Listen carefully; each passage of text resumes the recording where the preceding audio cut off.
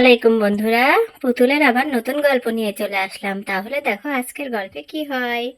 এখানে তো টুম্পা বলছে, ও নানু নানু, তুমি সবসময় মনে হয় পর থেকে আমাকে করেই নাও না, ওকেই শুধু আদর করো, আমাকে কবে আদর করবে গো?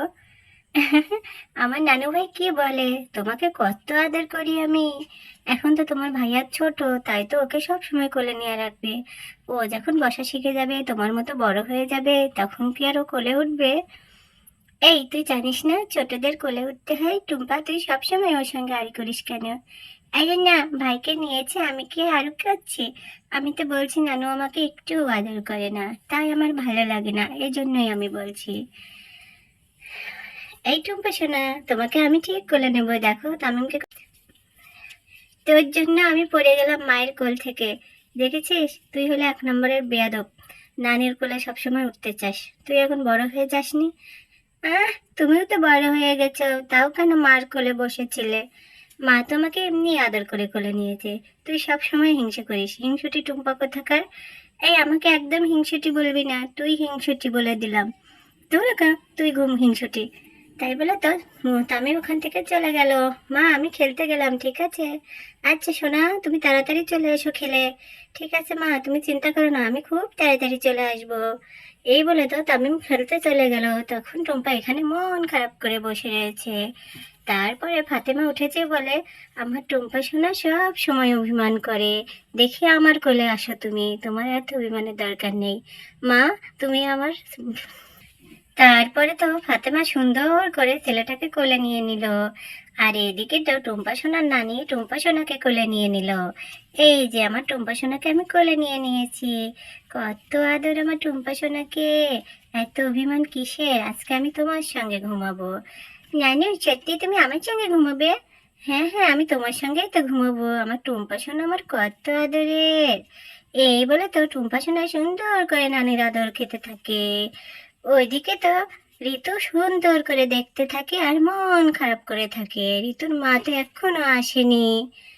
ঋতু তো এখানে মন খারাপ করে বসে থাকতে থাকতে নিচে নেমে যায়। ঋতু, তুমি কোথায় যাচ্ছ? আমি বাড়িতে যাচ্ছি। আজকেও আমার মা আসেনি। আমার মা প্রতিদিন বলে আমি চলে আসবো, কিন্তু আমার মা একদিনও আসে না। ঋতুর মন খারাপ হচ্ছে। আসো আসো ঋতু, তুমি আমার কাছে আসো, তোমরা দুজনই আমার কোলে বসো। এই বলে তো ঋতু সুন্দর করে ফাতেমার মায়ের কোলে বসে পড়লো। আর সবাই মিলে আদর খেতে লাগলো। এখানে তো তো লাবণী সুন্দর করে এই দৃশ্য দেখতেছিল। বা সবাই কি আনন্দ করছে, খুব ভালো লাগছে আমার। তোমাদের বাড়িতে এসে আমার জীবন ধন্য হয়েছে। এইখানে তো ফুপু শাশুড়ি দাঁড়িয়ে আছে মুখ ঘুম করে। এটা তো অনেক রাগী ফুপু শাশুড়ি। ওরে বাবা বাবা, এখনকার ছেলে মেয়েদের ঢং দেখলে আর বাঁচি না। ছোট ছোট পোলাপানদের আদর করবে, তাও আবার হিংসে করবে। হুম, আগে থেকে শিক্ষা করে ফাতেমা, নাই তোর এই মেয়ে কিন্তু জীবন জ্বালিয়ে দেবে বড় হলে দেখিস।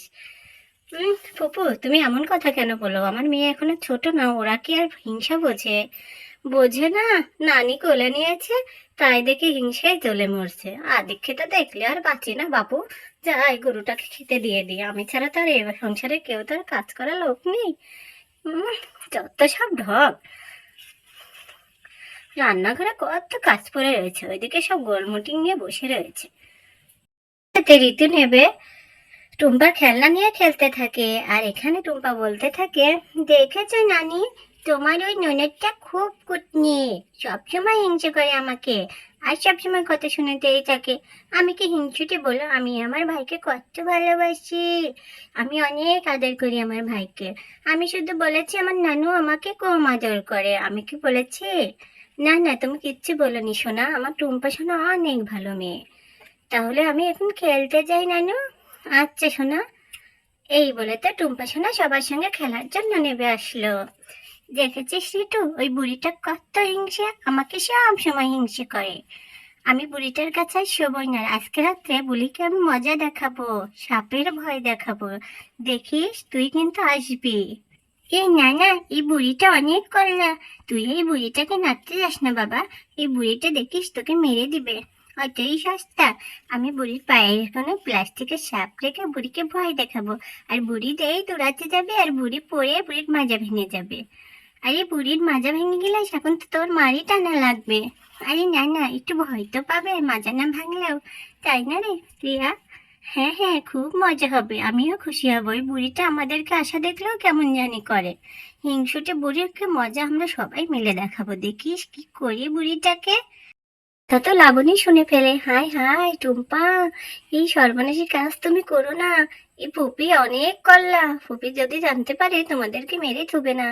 আমি কিন্তু ঠেকাতে পারবো না বাবা, আর তোমার মাও পারবে না। খবরদার এরকম করো না, ঠিক আছে?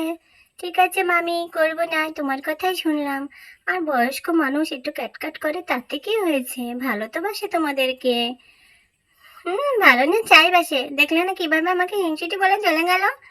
তা তো শুনলাম, মুরব্বি হয়ে গেলে এরকম ক্যাটক্যাট করে। আমার নানু তো আসে, সে তো ক্যাটক্যাট করে না। সবাই তো আর একরকম হয় না, তুমি মন খারাপ করো না টুম্পা সোনা। কয়দিন পরেই তো ফুপি চলে যাবে, তখন আবার আমাদের সংসার ঠিক হয়ে যাবে। আচ্ছা আচ্ছা, হয়েছে হয়েছে, ঠিক আছে, তোমরা তাহলে থাকো।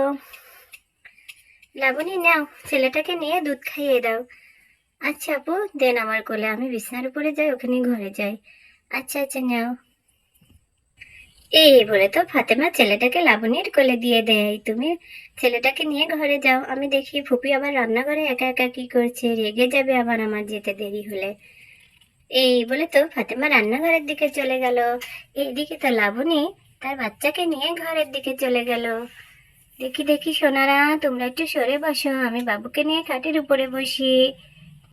বলে তো লাবণী বাচ্চাটাকে দুধ খাওয়াতে লাগে, আর সুন্দর করে সবাই মিলে বসে বসে গল্প করতে থাকে। আর এখানে তো লাবণীর শাশুড়ি বসে রয়েছে, সবাই মিলে খেলছে। তাহলে বন্ধুরা, আমাদের গল্প কেমন লাগলো? যদি ভালো লাগে অবশ্যই আমাদের চ্যানেলটি সাবস্ক্রাইব করে পাশে থাকবেন। আজকের গল্প এ পর্যন্ত, আল্লাহ হাফেজ বন্ধুরা।